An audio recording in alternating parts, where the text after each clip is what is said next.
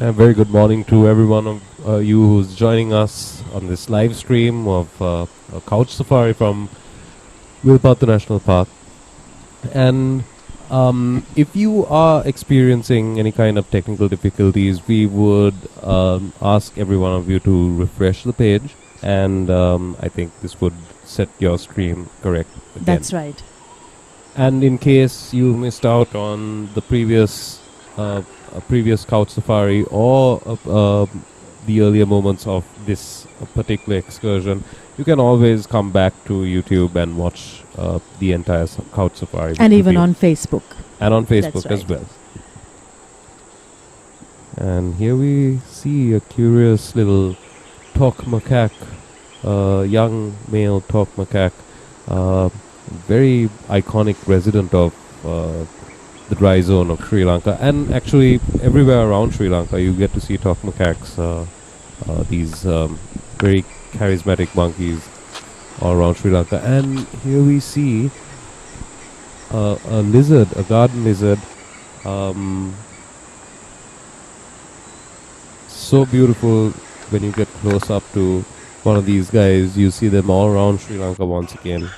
You need to keep your eyes open. Oh, and here we see a black-headed ibis, which is feeding on the banks of Villu. So one cool thing about Wilpattu National Park is it's an excellent site for bird watchers as well. You get to see more than 100 species of birds on any good day all around Wilpattu National Park, and it's also a great place to spot migrant birds as well. I think we have Chandika and Vimukti back on the ground. We're going in for a quick break. Let's see what they have for us when we come back. Sure.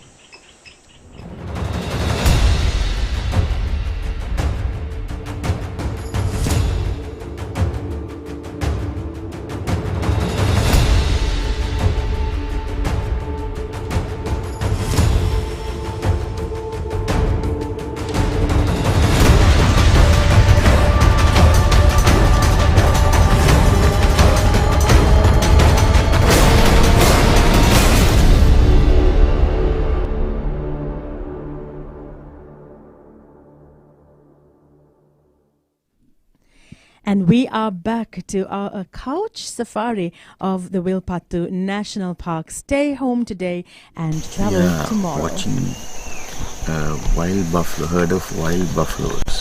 This is actually becoming a rare in Sri Lanka now. Yeah.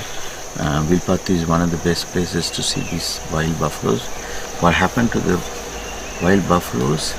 They mixed with the domestic buffaloes.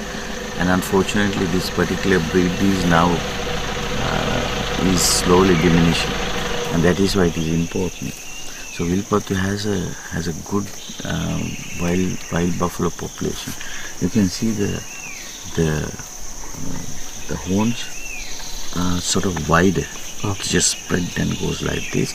Whereas the domestic buffaloes, it's very narrow and curved. Right. So that's one of the main differences for a general visitor, how to distinguish these two species. Now after the rain, of course, this grass is somewhat, what do you call it? It's more lush. Yeah, there's more lush. And that is why this elephant here, the buffaloes.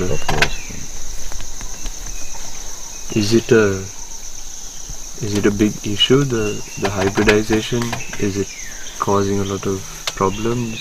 Well, obviously the original genes are getting mixed up. It's getting mixed up, right. And as a result, these the wild buffalo genes are very strong because they are naturally occurring species. Right. And they are very resistant to the different diseases and things.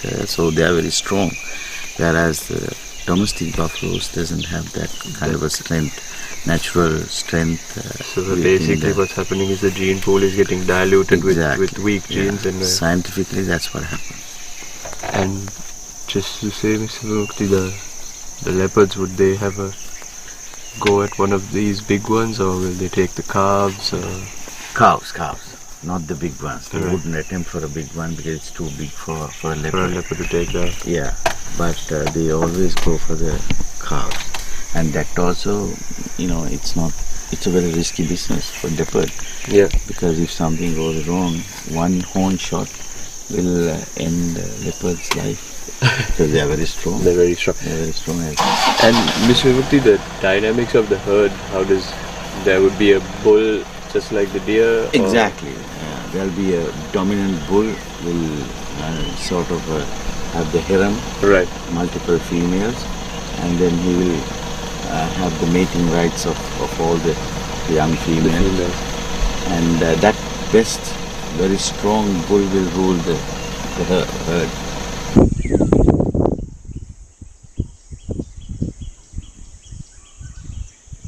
Oh, curious sight on the middle of the road, and I think we get to see what he actually looks like. Alright, I think everything is safe for Mr. Star Tortoise to get back walking again. And I think on Friday, Vimukti and Chandita mentioned that these are slow motion, what were they, armored vehicles. Yeah. And if that was an armored vehicle, this could be another very interesting vehicle. I don't have an analogy for it right now, but this is a monitor lizard, a very commonly Very seen common, that's right. seen animal in the dry zone and all around Sri Lanka actually. And another beautiful view of a villu.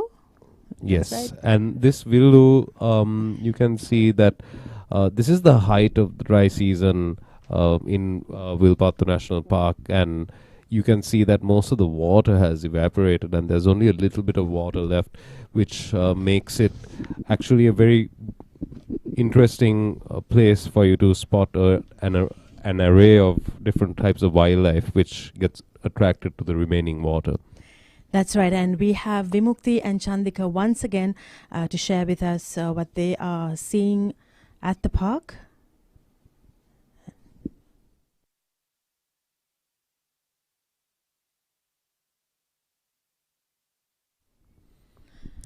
And once again, I think we're back to the same monitor lizard Just that come to was this basking. fallen tree. There's a bit of sunlight that has fallen onto it, and we've got quite a big lizard trying to charge its batteries. It's getting its morning dose of sunshine. So we've come here to what we'd say, it's Warm up his body. warming up his body. He's getting ready for the rest of the day. It's a land monitor. It's a land monitor. Very Very common, Let's hear about One of the commonest land lizard- monitors. yeah, monitors in Sri Lanka, lizards in Sri Lanka, not lizards, reptiles in Sri Lanka. Now they are cold-blooded lizards. Lizards are all cold-blooded. Cold-blooded. Reptiles are all cold-blooded. So when there's a warm place, warm morning, they come to a place that's just to warm up its body. It's a very common sight here in Wilpattu, but it's very important part of the whole ecosystem. And even sometimes the leopards also eat monitor lizards. Okay. Very easy, they can easily catch them. And now this guy is having a good time with the morning's sunlight, and then warming up its body to start its daily routine, I guess. We are on our final day of our couch safari of the Wilpattu National Park, the project made possible by GIZ, the German Development Corporation, together with the Department of Wildlife and Conservation and Sri Lanka Tourism. I think we should all be very grateful for everybody involved who's That's right. helping us transmit these images, because It's no easy task, right, to get neither is all it this. yes, it's not an easy task, and it's also been a very tough time for people around the world. And I think these kind of images, this kind of program is just what everyone needs to get ready to get back to life, back to normal again. Back to normal. And what we're seeing right now is a red wattled lapwing, And this is a sambar. Yes, it is a sambar deer. And this is the largest type of deer. As I mentioned in our previous couch safari, the evening round, That's this right. is the largest type of deer in Sri Lanka. And this is the largest type of deer that you will witness at Wilpattu National Park. There's also 2 other species of deer that you will encounter if you ever visit. In addition to the sambar deer, you see the spotted deer, who we encountered earlier, and on our previous couch safari. And there's also the mouse deer, which is the smaller species of deer you can find in Sri Lanka, and also the barking deer. So 4 species of deer altogether. Yes, look at this guy. It's coming all the way up to... Wow. The boys over there are very lucky. We were just driving past. We saw something big and brown just fly off. It was on the ground, close to the road, next to a small puddle of water.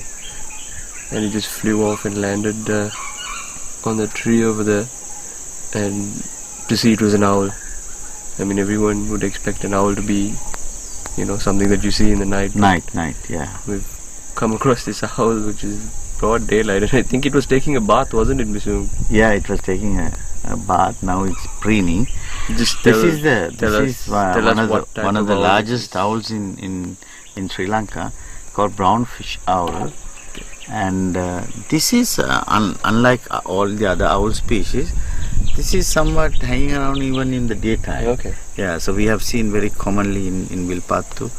I have been talking about this owl. We have not seen this owl. Fortunately, now we have seen the owl. Now he took a little bath here. There was a water puddle, and now it's preening. It's beautiful sight. These behaviors are fantastic. Not just sitting there, but the feather maintenance is a big part of every bird. Okay. Not only owls, but every bird, because that's one of the main part of their life. Flying is important. Feather maintenance is important. So the bath and preening is a big part of bird's life. Any size of bird. It doesn't matter. It's a tiny hummingbird or a massive condors or albatrosses. Doesn't matter what type of bird, what size it is.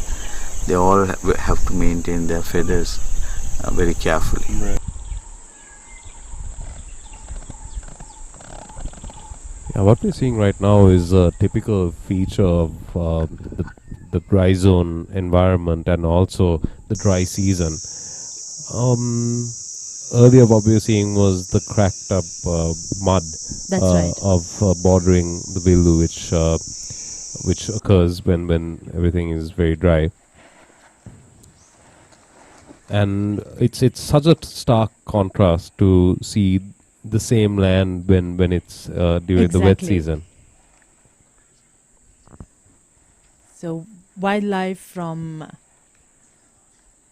What Lizards we're seeing right now is a beautiful fan-throated lizard, which is a... Oh, there we go. wow. I was just going to explain as to And why the it was colour. called... Yeah. That's beautiful. And this is endemic to Sri Lanka as well. Look at that beautiful... It's called a gula sac, which is under its neck. And what you're seeing right now, it's fanning it.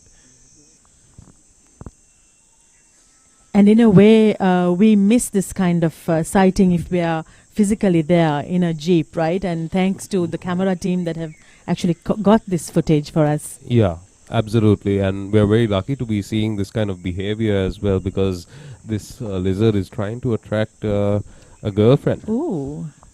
So it looks like it's mating season somewhere in the wild. Absolutely. It's And- mating season always in the wild. Yes. And of course, Vimukti and Just come Chandika. across another fantastic bird. It's a hawk eagle, and we first heard it calling, and then you can also hear the squirrel going, Yeah. because it's calling out for the hawk eagle. Mr. Vimukti, let's tell our viewers a little bit about these hawk eagles. And This is called raptors. The raptor birds, they are carnivorous birds most of the time. This one is common in Wilpattu and in the dry zone of Sri Lanka. and it's called changeable hawk here. This is white face. That means with the white color, there's a brownish face, or same species, but there's a brownish color tone. So that's called brown face. This is a white face.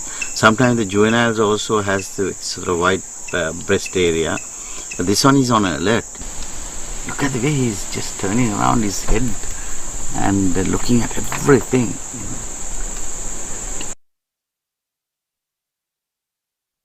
Now that's a contrast to what we saw previously on the banks of the Willow, right?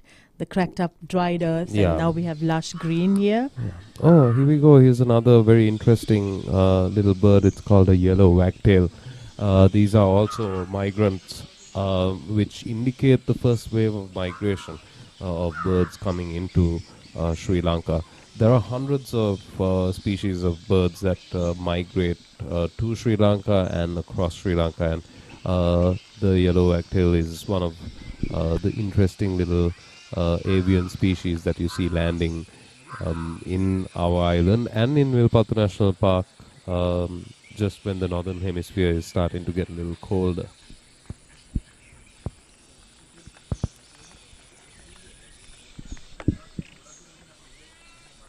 And once again, the butterflies, Yasas, you mentioned earlier, I think. These butterflies are most likely to be common, a collection of common and Sri Lankan albatross. They're called albatrosses, these butterflies. Oh, and this yellow wagtail. What's interesting, Monique, is that Sri Lanka is the last southern landmass that's there in South Asia. And as you can see, this is why it's called a wagtail, because it's Wagging its tail. Obviously. Sometimes these names are very direct.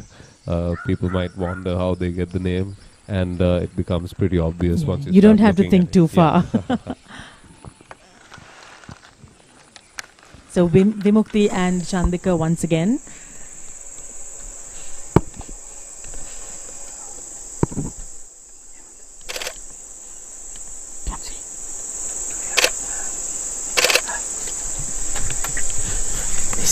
This is a smaller cupping, Kurutu Pandia.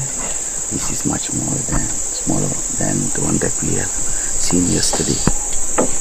See, he's just watching us. How old do you think he must be? Maybe a 1-year-old cub, no? Less than that. Probably close to a year. Yeah, close to a year.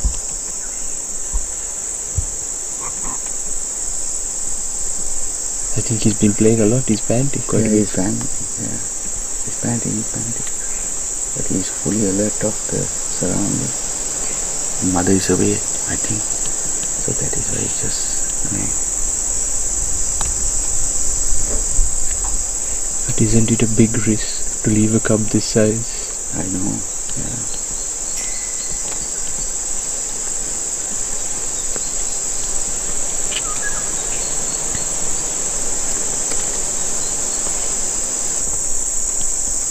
But he also seems very, very curious about us.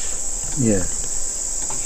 And this is the age that they're probably learning a lot. Especially within their home range, where the mother is usually, keep this animal and leave. When the mother is away, they usually play, going, trying to explore a very small area of its range. And usually the female cubs establish their territories closer to the mother's natal area, closer to their natal area. This couch safari of the Wilpattu National Park is just amazing, and we would like to thank the chairperson and managing director of Sri Lanka Tourism, GIZ, and the Department of Wildlife Conservation for giving us the opportunity to experience the wonder of Wilpattu. Absolutely, Monique. And we're very lucky to be experiencing this kind of program. And we welcome everyone and thank everyone for joining in with us today. We'll be going into a short break Oh no. No, I sorry. think we've got My Vimukti apologies. and Chandika once again. Let's hope. There's a troop of grey langurs. Yeah, it's quite a large troop. There's just broken into two segments. I think they are sort of chilling in the shade. All three species of monkeys, which is macaques, grey langurs, and purple-faced leaf monkey. Purple-faced leaf monkey is mostly in the wet zone of lowland areas of Sri Lanka, but there's a dry zone subspecies which is also in Wilpattu National Park, especially in the riverine area. Not mostly within this interior part of the park, but mostly in the riverine forest areas. That is quite rare, the purple-faced leaf monkey. Other two are very common, which is the grey langur and talk macaques. Right. Yeah. That guy has no care in this world. Yeah. Belly down on that branch, feet and arms, tail all spread out. There's a tiny one is coming to play with him. Oh, look at that. Look at that. That's a very small one. Yeah. This one must be a previous, must be a sibling. Yeah, must be sibling. Monique, Wilpattu is such a beautiful and fascinating place, and being one of the largest national parks in Sri Lanka, there's so much to explore. What we're seeing right now is a typical villu, which makes Wilpattu National Park what it is. These are natural depressions in the earth. Sri Lanka, you don't find in Sri Lanka you don't find natural lakes really, except for in Wilpattu, and there are about 50 villus which sustain this land and make it seem as lush as it is.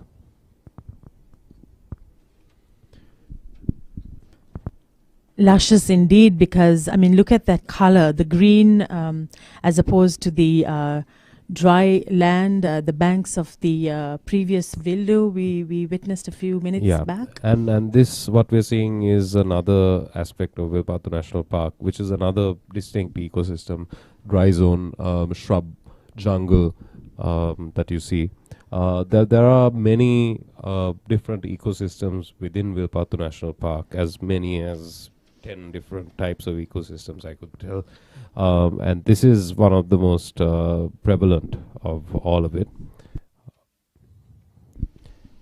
And in Wilpattu, you get to see, besides these dry zone, scrubland, rainforest, villus such as this, you get different types of wetlands, like mangrove habitats closer to the rivers.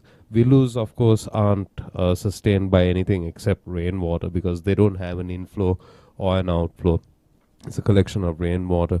And what we can see here is a little group of painted storks and black-headed ibis. We can also see a woolly neck stork on the left side. That's right. Actually, there's a pair of woolly neck storks. And on the bottom, you see like a small herd of buffalo making their way through this looks like a lake, actually. And they're just enjoying the cool of the morning, isn't it? Yeah. This is a tank, actually. This is not a villu. Wilpattu also has a bunch of man-made tanks which can be credited to the ancient hydraulic civilization of Sri Lanka. And this particular tank is on the southern border of Wilpattu National Park. And look at how idyllic and beautiful it is. We have something coming up from Vimukti and Chandika in just a few seconds. And thank you. Hi everyone. So we're out of the park now. We've got down. We've come to an end. Actually, we've come to the end of a fascinating safari in Wilpattu National Park. We've seen animals, we've seen history, we've seen geography, we've seen trees and plants, everything. I mean, we've done like a holistic view on Wilpattu National Park. Mr. Vimukti has been giving us all his knowledge. He's been sharing all his knowledge on all these aspects. And now we've come out. We've come to the end. We're done. We're about to head back home. So I'm just going to let Mr. Vimukti finish off with a few words. on the park itself, and also maybe a few words to people who are getting ready to visit and see the park. We have done a lot. This is the largest national park and the oldest national park in Sri Lanka, and there are a lot to see, and we are just touched that we just exposed the fraction of the national park. There are a lot more to explore, lot more to learn, and I don't think we will be able to cover within few days of shooting or few months of exploring this park. Sometimes 30-40 years may not be enough to look at the value of this national park. That is why it was declared in 1938 and continue to protect for the people of this country. So all the wildlife lovers, all the Sri Lankans, I invite them to come here and respect to the park, respect to its inhabitants, and try to explore as much as you can, because there are a lot more, as Chandika said. There's history, there's prehistory, there's a geological history, and there's a fauna, flora, and many more things to learn. That is, the final message is, you respect this national park, you respect its inhabitants, and you will be amazed to see the wildlife and many nature dynamics within this national park. And it's a heritage for Sri Lankan, and don't think that it is a job of Department of Wildlife Conservation to protect it. It's a job of everyone. Every Sri Lankan has a role to play, and just try to find out what is that role and try to contribute for the conservation of not only this national park but also the natural wealth of Sri Lanka. Exactly. So that's all I have to say. Yeah. I think we have done a good job. Yeah. We had a good time as well. We had fun. We saw a lot of things. And so we'll see. We'll see. And I think so. That's a wrap. Hope you guys enjoyed the show, and hopefully we might see you again sometime soon. Yep. I will. A big shout out to everyone who's helped us. Thank you very much, Vimukti and Chandika, for bringing us these amazing visuals from Wilpattu National Park. And just before we sign out too from here, I would like to give a helpful tip or two for people who are planning a visit to Wilpattu National Park. If you haven't ever been to Wilpattu National Park, let me tell you something. There's so much to see that even a weekend's worth of travel will not be able to give you. You could come and explore, as Vimukti said, so much, and to take years for you to actually see and experience everything in the park, and there could be so much more that you'd experience if you keep coming regularly. But if you're planning a trip, the best way to do is to try and come for at least a couple of days, where you could sneak in about 3 park rounds. Early morning park round is a must and would give you the best opportunity to spot the most amount of wildlife. And of course, during the weekdays, if you manage to visit the park during the weekdays, it's a very good time to have the whole park to yourself, really, because there's less people visiting on weekdays. And the weekend, you could expect to have a little more congestion from people visiting the park. And this has been an amazing wildlife stream of the Wilpattu National Park. The project made possible by GIZ, which is the German Development Corporation, together with the Department of Wildlife and Conservation and Sri Lanka Tourism, that brought us the wonders of Wilpattu National Park with the aim of promoting Sri Lanka's wildlife to the world. We have to thank all of our partners, tourism stakeholders and travel enthusiasts who supported by promoting this event. A special thank you to Tivanka Pereira from Eagle Creations, Wilpattu Safari Camp staff, Namal Kamalgoda, Daryl Bartholomews, Christopher Rebert, and our Safari Jeep team, Hemanta Vimalasena, Pathum Nelia, and Isira Umanga. Also, a big thank you to the Ministry of Defence, Sri Lanka Police, the Air Force, Civil Aviation Authority, and officers of the Wildlife Department for their support. And of course, we have to give a big thank you, say a big thank you to the entire production team, the camera crew, everyone who just supported this event, and of course Vimukti and Chandika. Thank you so much, Yasas, for sharing so much information during this action-packed 1 hour. So thank you, Connie. Thank you. Well, it was my pleasure, and I hope everyone joining in enjoyed witnessing Wilpattu National Park. If this is your first time, we hope you really visit the national park and experience it for yourself. And I think we all learned something, a lot from you, as well as from Vimukti and Chandika. And so we thank all of you for joining us. What an adventure it has been. We cannot wait for the next one. Until next time, take care and see you later.